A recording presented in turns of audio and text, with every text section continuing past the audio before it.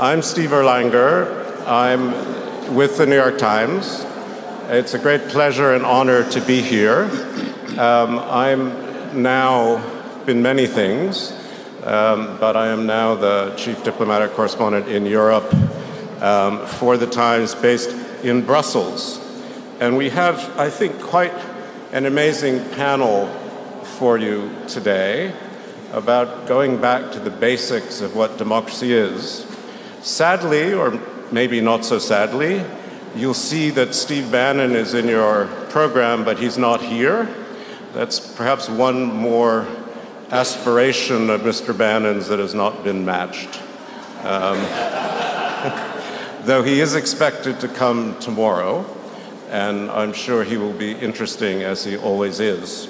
So we have a kind of disenchantment with liberal democracy. We've all been hearing about that, but I think what we need to think about is its roots and its sources, partly in human nature and partly in the way we organize our societies. I was talking to a wonderful gentleman earlier today who reminded me of Aristotle's Politics, in which he talked about the polis, the city, and how it's very difficult to have a city that functions unless the citizens have virtue. And we can argue what is the meaning of virtue, what is the meaning of solidarity, what is the meaning of citizenship, but I'm hoping that we'll come to these very important issues in this panel. So we have Karolina Wigura, who is on my right, who is a Polish political thinker and sociologist currently on a secondment in Berlin for 6 months. We have Jayathma, I'm not going to try to pronounce your surname, I'm sorry, who is the UN General Secretary's Special Envoy on Youth, which is a lovely thing to be doing. And to my direct right, we have Wang Huiyao, let's call him Henry, who is the founder and president from Beijing of the Center for China and Globalization. Karolina, please, you're first. Thank you very much for having me. And I am delighted to have the chance to contribute to this wonderful forum. I think we all know that there are certain politics that can damage the liberal democracy as we know it. And Steve Bannon, who is absent here, but we might still think about him, might convince us that populists are only refreshing liberal democracy, reinvigorating it. The same thing will be said by Jarosław Kaczyński or Viktor Orban. But we know that there are some politics that bring special harm and are particularly risky for liberal democracy. So I think it is time we stopped saying and inventing new diagnoses, because there have been hundreds and thousands of diagnoses in the past few years uttered.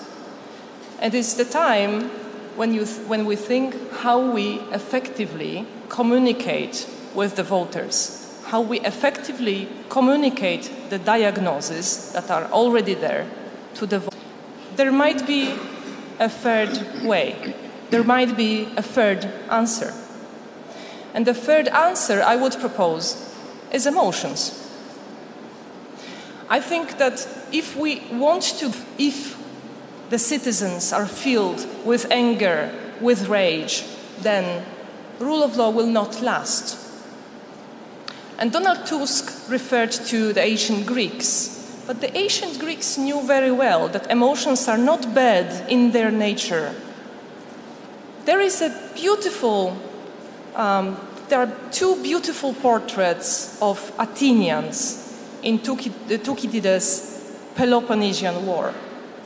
The first portrait comes from the famous Pericles' speech, the funeral speech, when when he describes Athenians as people who are afraid of the law. It is a good society. It is based on law and it's afraid of law. But then, just a couple of pages later, we find the same society and a completely different portrait. It is a portrait of Athenians during the plague. Athenians at that time are afraid of death, of sudden death in pain and illness. And this changes everything. They forget about the rule of law, they forget about community, and they only think about themselves. So, one conclusion of it could be that good politics is the art of speaking to emotions, but choosing the right one at the right time in a proper amount and making it the fundamental emotion. Now, I would like to make quickly one more point. What is the emotion? What is the feeling that made populists' victory possible and makes them still be popular, like in my country, for example, where we have elections on Sunday? What is the particular emotion? I would say that the emotion is the feeling of loss.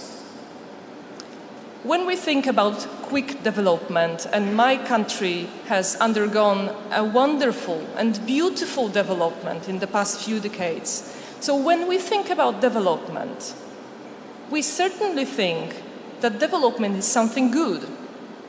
I would never be here talking to you with a proper English if I didn't have the chance that the transformation, the democratic transformation gave me, the chance of education, the chance of material growth. But development and change means loss. It's a loss of families, it's a loss of connections between people. And this surely doesn't count only in Poland, it counts in Hungary. It counts in the US. The feeling of loss was the prevailing emotion.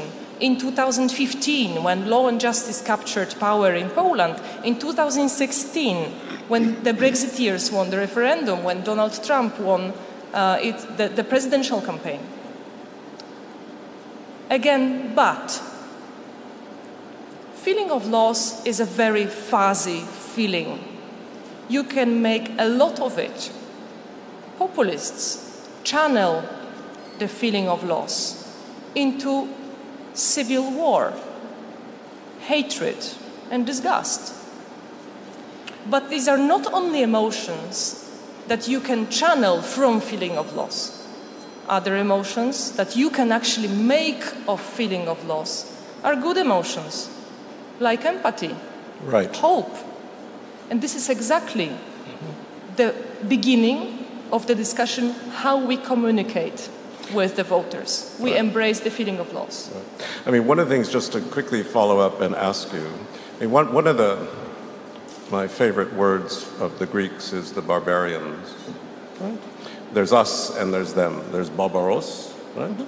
And part of what seems to have driven this sense of loss, which is also a sense of fear, is fear of the other. It drives one into tribes. Do tribes and democracy work together, do you think? You know, there is this beautiful novel by Annie Ernaux. This is a French writer. The novel's title is Years. And she describes a history of a family which comes from peasantry. Her father is a peasant. He works very hard with his hands. She is a translator, intellectual, and writer. Actually, the two tribes are in the family. And she describes the development, and she describes the feeling of loss, again, of friendships, of feelings within the family. And in the end, it's very similar to what I can say about my own family, the family I come from in Poland. It is a family that underwent such a great development that we cannot even communicate with each other anymore. But the call for empathy is not the call for empathy with Donald Trump or Jarosław Kaczyński. The call for empathy is the call for empathy for people who are like us, but they happen to make different political decisions. Right. And they're also citizens and voters. I think let's just stop there for a second, and then we'll come back to these themes. Henry, you come from a country which has trying to struggle with how to represent its citizenry, which maybe has a different idea of what governments ought to do and how they should behave. A government that has a challenge, which we heard in a previous panel from particularly young people in Hong Kong who want something called universal suffrage, which I don't think Beijing's prepared to give them. So what is your sense of what representative governments, democratic governments, ought to be providing to their citizens? Please, Henry. Okay. Thank you, Steve. And it's really a great honor to be invited here. And also, I think it would never be a better place to talk about democracy than the birthplace of Athens at this historical place. So really thank the organizer for that. And I think the topic today is really relevant.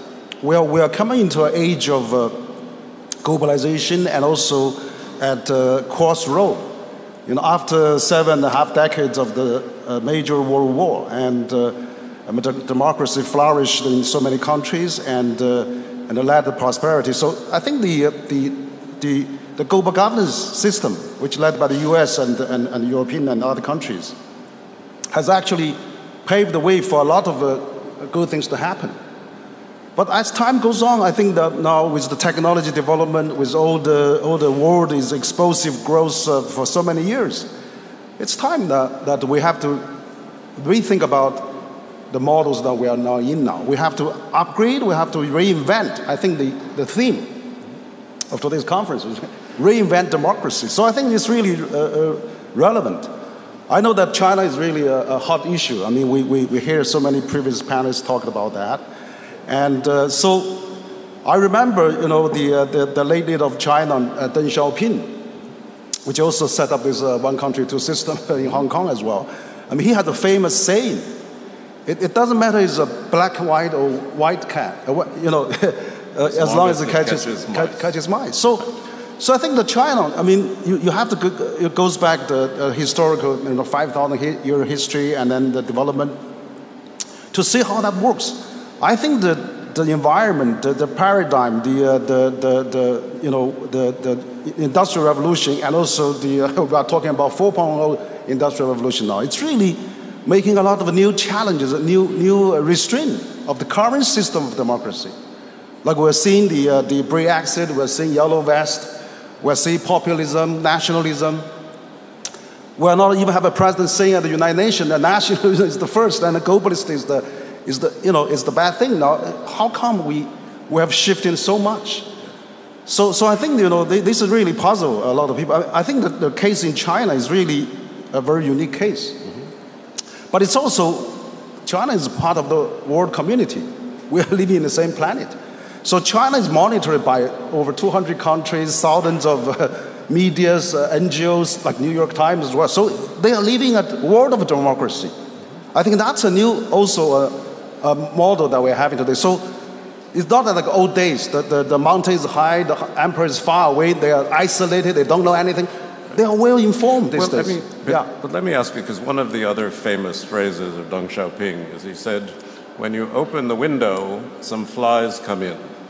Absolutely. And one has the feeling that Xi Jinping is trying to close the window a little bit. Is this unfair? Too many flies? It's not really. I think everything have to be measured by the bottom line and by the fact. Look at China. For the last 4 decades, China has lifted 800 million people out of poverty. Yes. a 70% reduction of world poverty. China now has the largest middle growing class. All the other middle class is flat, staggering. And you have more billionaires than any other country. So you see, China contributes 30% of world GDP growth. It's now a big engine to propel the world development. So if China is living in harmony and everything goes so well, I mean, China is concentrated on the infrastructure development. The high-speed railway China built in the last 2 or 3 decades is equal to the next 10 countries combined. Yes. Whereas the U.S. military budget is next to 10 countries combined. But what I'm saying is that we're having a problem with global democracy is that with the proliferation of a multinational operation worldwide, we are now in the beginning of the Second World War or post-World War. It's now multinational operates everywhere. I totally agree with several panelists and moderators said in the last 3 sections, they all mentioned about this fact. We found that the 1% of the U.S., the richest, has more wealth than the 90% combined. It's incredible. So this disparity, but also happening in China pretty soon, but it's really the challenge. So we're having a problem of global governance is falling behind global practice. Multinationals operating everywhere, but not contributing enough to their home country and host country. Yes. So we have so many tax havens, we have things like that. So I think it's really a challenge enough for us to rethink about democracy and how we can really improve that. Yes. Like China have this consultative democracy. They have a lot of discussion. They have 2 sections going on every year. They don't have too many debates, and then too many changing of the government, and too many reshuffle of the plans. Right. They have a 1 5-year plan after another 5-year plan. They just keep working on the 100 years plan. Right. So you see the difference. And China is also working very hard. They have 9 to 96 days a week. Yeah. So the prosperity is really because of a war. We'll sort of come back to China because I think where China ends up, as Bill Clinton used to say, will help define the next century. I think we all got sick of Bill Clinton saying that, but it still was true. Jayathma, you're the envoy to youth, or maybe you're the medium for youth to speak. There are lots of things to ask you, and you'll have thoughts of your own, but social media, which is a big deal, obviously, a big deal for all of us, but certainly for young people. I mean, is this helping democracy somehow, or is it hurting it? What do you think? Yeah, I think there's social media definitely is a double-edged sword. Social media definitely is a double-edged sword, and I'll come to that in a bit. But particularly after listening to all the conversations this morning and also this panel, I've been thinking a lot about sort of my day job, that is basically bringing the United Nations closer to young people and bringing young people closer to the UN, which I feel is also one of the similar challenges that liberal democracies today are facing. That is how to make our liberal democratic institutions more relevant to people, particularly young people, the millennials and Gen Z of today, but also how do we communicate with them, particularly the United Nations being an organization that is very bureaucratic, very formal, very protocol-oriented, and looks less like me and more like old Western retired diplomats. I struggle a lot to make the work of the UN to be communicated in a way that is relevant to the young people of today, which is, of course, very crucial and important given the fact that half of the world's population today is under the age of 30. So we have a huge generation, the largest generation of young people in the world today, but we are struggling as formal political institutions in order to meaningfully include young people, but more than that, to be relevant and to be effectively communicating not just at young people, but with young people. I think there are a couple of reasons why liberal democracy and democratic institutions have pushed and continue to push young people away from being engaged. And I think the lack of trust in political institutions is one of the biggest causes for that. There are many reasons for that too, and I think one of the reasons is that the change that we have seen through the democratic institutions, as Karolina mentioned, has been very incremental. We've been able to reduce poverty, we've had achievements in educational attainment, health outcomes, but we haven't really been able to bring that transformational change or the radical change that a lot of the populist movements are promising young people and promising people in general. And the second thing I think is the liberal democracy has in a way has increased inequalities within communities, and this was discussed a lot in this morning about how it increased the gap between the elites and the so-called people, that again a lot of the populist movements use as us versus them approach to mobilize and recruit young people as parts of their movements. And the third one, and this came out of a lot of research that we did, particularly with young people who were parts of extremist movements, why they got attracted or pulled into those movements, and the answers were that they do not believe that their political institutions, either in Europe or America, Latin America, Africa, everywhere, to be transparent or to be inclusive. So the lack of transparency, lack of responsiveness has actually pushed young people away from engaging in formal politics and formal institutions, and has created a breeding ground for populist movements, extremist movements to tap into that hopelessness, that frustration of young people, and capitalize on that. This, of course, is further manifested by the lack of representation of young people in formal politics. I was very impressed when the Prime Minister told this morning that more young people should join formal politics instead of only protesting and marching. But there's also so many barriers when young people try to engage with formal political institutions. It's very difficult for us to get a meeting with our elected representative, either in our municipality or in our national parliaments.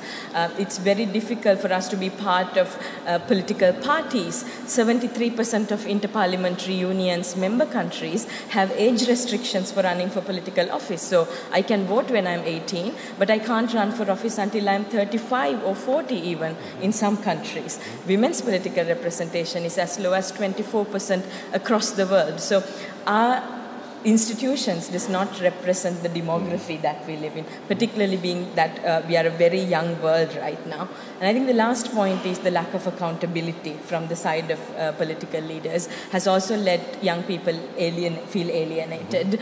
A lot of the issues that young people have very high in their agendas, like climate change, gender equality, are not as high as that in the political leaders' agendas. And I think this is very well manifested by every Friday, by the protests that you see on the streets, young people demanding for urgent climate action. So there definitely is a very huge gap between young people and democratic institutions. And if we are to sustain this liberal democracy and the institutions and to make it sustainable, we have to think about effective ways of engaging young people. One, because there are a huge majority of many of the countries, more than 50%, 40%, even 70% of the populations in Africa, for an example, are under the age of 30 in countries. And they, of course, have an inherent right to take part in decisions that will affect their future. Because most of these political leaders will be gone in 25, 30 years, but we have to live with the repercussions. Right. No, just because quite a lot of young unhappiness is pretty familiar, right? I mean, Rosa Luxemburg was also young once. I mean, there's been always an interest in changing the world as it's given, and the belief that the world that will result will, of course, end up better. Sadly, that's not always true. Sometimes it's true. But do you think young people, in your experience, are they turning away from the idea of democracy as we've been practicing it? Because, you know, one of the cliches that we all deal with is we have this alternative model of authoritarian capitalism, which is our shorthand, which seems to be, for a lot of people, particularly in the developing world, producing results. It's producing benefits for people that sometimes liberal democracies are not producing, particularly for the young. So I was just curious what your sense is of how it's moving. First of all, the answer is yes. A lot of young people that I work with, particularly the youth movements that are working on social justice, accountability issues, have a very big trust deficit when it comes to engaging with democratic processes. So that is why I kept emphasizing that we need to have more representation of young people in political institutions, but also in political processes, like electoral processes or within political parties. So engaging young people in all parts of the process is also important, because right now a lot of young people feel used because the politicians only come to them when there is a vote. But they don't get continuously engaged through the process of a policy cycle or a political cycle. But then my second answer to that is no, because I find it very difficult to give a generic answer. And I've been sort of struggling with it all this morning, because we talk about liberal democracies, and I see that a lot of focus we are putting is on Europe and on North America. But also in Africa and in Asia, we have different ways of democracy being implemented.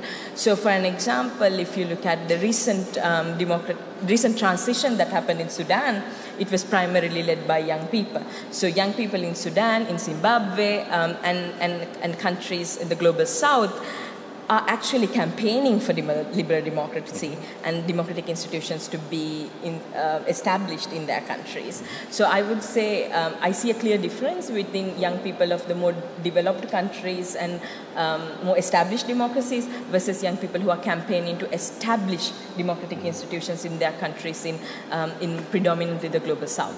Yeah, because I mean, one of the things that's so interesting about social media is, I mean, we know there are a lot of people out there, and we know they have lots of views, and we know some of those views are ugly, and some of them are not, but now we hear them, we see them, they're unavoidable, right? We used to think, okay, there are these crazy people out there, fine. We know they're there, and the pollsters tell us roughly what percentage of them are out there, but now we read what they have to say. It's quite shocking sometimes, and I wonder if it feeds into this anxiety everybody has about where we're headed, when in fact I don't think human nature is much worse today than it was 50 years ago. I'm not sure it's much better, but I don't think it's much worse. So anyway, Karolina, I wanted to come back to you. I was thinking, you know, one of the things going on, at least in the European world where we sit, is this monstrous boredom of Brexit. But part of what's interesting about Brexit is you have two confrontations of two theories of democracy, right? You have the plebiscite versus the parliament. You have representative democracy versus the citizens' vote. And part of the problem with Brexit, of course, is that the parliament, which has been elected by the same people, never liked the result of the referendum and is quite divided and doesn't really know how to produce it. So, I mean, do you think, you know, we've grown beyond the polis of Athens, right, when only free men were allowed to vote, right? I mean, there were lots of restrictions then. But, I mean, do you think this is going to keep going on as a challenge to the way we govern ourselves? I mean, Boris Johnson wants to run a people versus the parliament campaign, which is an extraordinary thought when you try to unpack it. What does that mean? Yeah. I will answer that, but first I will continue on what has been said about the social media, because this will make my point clearer. Namely, it was very important what you have just said about the nature of social media and how it changes, and we should actually trace very carefully the changes that are being done to the nature of democracy and democratic process due to the social media. There are at least two very important changes. First of them is turning politics into a spectacle. Democratic politics was always a sphere when politicians wanted to gain interest of the voters. It's natural. But never before the spectacle prevailed over ideology, common good, and reforms. So this is one important change. The second is perhaps even more important, and it goes directly to the frustrations of younger generation and not so younger generation, meaning that social media changed the political subject itself. In the past decades, we would define ourselves regarding the class we come from, the gender, someone would say, I'm coming from the working class, and someone would say, I am coming from an intelligentsia class, like in Poland we like to say. Someone would say, I am a woman, this defines me.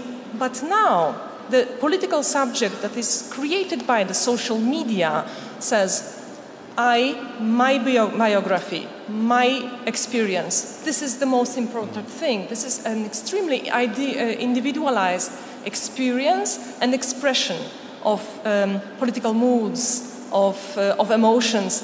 It means, basically, that the emotionality of the social and political subjects that we have now, that we are experiencing now, is gravely different from the emotionality of people 20 or 30 or 40 years ago. And this is something we have to address. So, coming from this, I think that the very reason for which populists first capture the power and then they become and they stay popular is the fact that they addressed this new emotionality. They were quick to do it. They understood that people feel lost in the corridors of law, constitutionalism, rule of law, etc. You know, there was this very famous Fukuyama's essay on the end of history and the last man. The essay was very popular, very famous, perhaps because it encapsulated the main atmosphere, the ambience of that time, the beginning of the 90s. But if we were to paraphrase, reformulate the title now in Europe, we would probably say the end of European Union and the last lawyer. And this is exactly what the populists were able to communicate with. People felt completely lost.